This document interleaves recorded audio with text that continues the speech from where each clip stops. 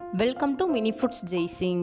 எல்லோருக்கும் வணக்கம். இன்றைக்கி ரொம்ப ஸ்பெஷலான ஒரு ஸ்வீட் ரெசிபி தாங்க பார்க்க போகிறோம். இது நார்த் இந்தியாவில் ரொம்பவே ஒரு ஃபேமஸான ரெசிபி. நம்ம தீபாவளிக்கு லட்டு ஜிலேபிலாம் எப்படி செய்கிறோமோ அதுபோல் இந்த மல்புவா ரெசிபி வந்துட்டு நார்த் இந்தியாவில் ரொம்ப ஃபேமஸுங்க. இப்போ இந்த ஸ்வீட் செய்கிறதுக்கு ஒரு பாத்திரத்தில் 1/2 கப் அளவுக்கு மைதா எடுத்துக்கலாங்க. நான் மெஷரிங் கப் யூஸ் பண்ணியிருக்கிறேன். 1/4 கப் அளவுக்கு பால் பவுடர் எடுத்துக்கலாம்.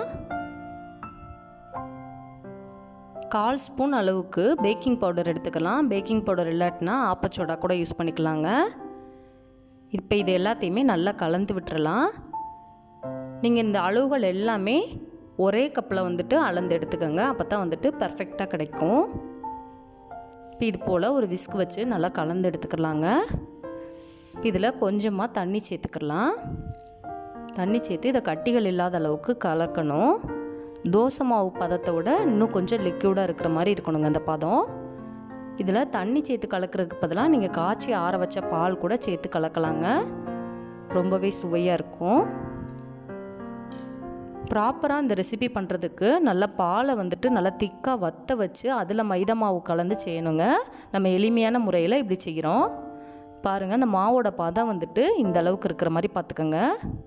ரொம்ப திக்காகவும் இருந்துடக்கூடாது, ரொம்ப தண்ணியாகவும் இருக்கக்கூடாதுங்க. இதே பதத்தில் இருக்கிற மாதிரி பார்த்துக்கோங்க. இப்போ ஒரு பாத்திரம் அடுப்பில் வச்சு 1/2 கப் அளவுக்கு சுகர் சேர்த்துக்கலாம். அதே கப்பில் 1/2 கப் அளவுக்கு தண்ணி சேர்த்துக்கலாங்க. இது மெஷரிங் கப் நான் யூஸ் பண்ணியிருக்கிறேன். கொஞ்சமாக அதில் கலருக்காக வேண்டி குங்குமப்பூ சேர்த்துக்கலாம். இது வந்துட்டு ஆப்ஷனல் தாங்க, நீங்கள் தேவைன்னா சேர்த்துக்கோங்க, இல்லாட்டினா விட்டுறலாம். இல்லை ஃபுட் கலர் கூட நீங்கள் ஆட் பண்ணிக்கலாங்க. இப்போ இதை நல்லா கலந்து விட்டுறலாம். நல்லா கொதிக்க ஆரம்பிச்சிருச்சுங்க. இது வந்துட்டு கம்பி பதம் அது போலலாம் அந்த பாகு வந்துட்டு வரக்கூடாது. லைட்டாக கொதித்து பிசுபிசுப்பான ஒரு பதம் வரணுங்க. நம்ம குலோப் ஜாமுன்லாம் ஊற வைக்கிறோம் இல்லையா, அதே பதத்துக்கு வரணும்.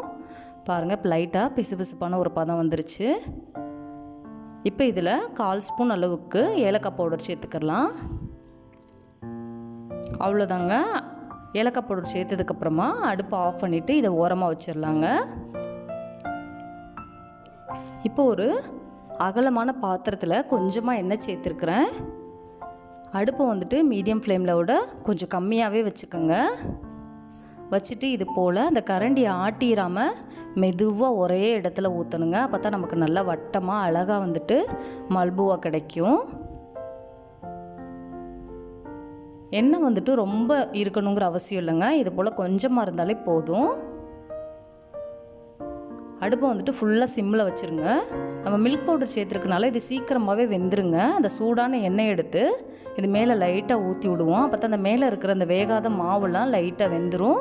நம்ம திருப்பி போடும் பொழுது அந்த மாவு வந்துட்டு செதறாமல் அழகாக அதே ஷேப்லேயே உழுகுங்க. இப்போ பாருங்கள், கரெக்டாக ஒரு 2 நிமிஷத்துலேயே வெந்துடும். ரொம்ப நேரம் வேக விடக்கூடாது. அடுப்பை வந்துட்டு ஃபுல்லாக சிம்மில் தான் வச்சுருக்கணும், இல்லாட்டினா ரொம்ப தீஞ்ச மாதிரி போயிடும்.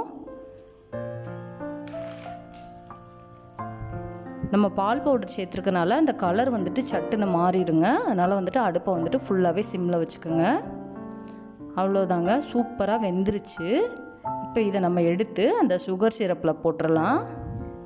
இது கரெக்டாக ஒரு 10 நிமிஷத்துலேருந்து 15 நிமிஷம் வரைக்கும் ஊறினா கூட போதுங்க. இல்லை உங்களுக்கு இன்னும் ரொம்ப சாஃப்டாக வேணும்னா நீங்கள் 4-5 மணி நேரம் கூட ஊற வச்சு எடுத்துக்கலாங்க. நம்ம குலோப் ஜாமுன் மாதிரி தான்.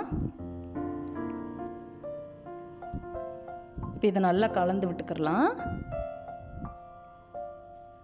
இது ரொம்பவே சுவையாக இருக்குங்க.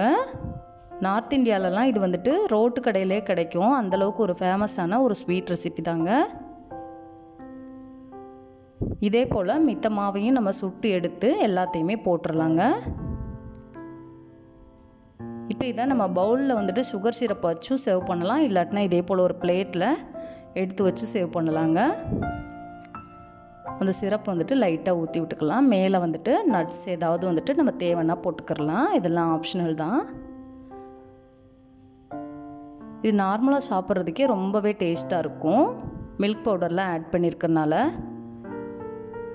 அவ்வளோதாங்க, சூப்பராக ஸ்வீட் ரெடி ஆயிடுச்சு. இந்த வீடியோ உங்களுக்கு பிடிச்சிச்சின்னா லைக் பண்ணுங்கள், கமெண்ட் பண்ணுங்கள், உங்கள் ஃப்ரெண்ட்ஸ் அண்ட் ஃபேமிலிஸ்க்கும் ஷேர் பண்ணுங்கள். தேங்க்ஸ் ஃபார் வாட்சிங்.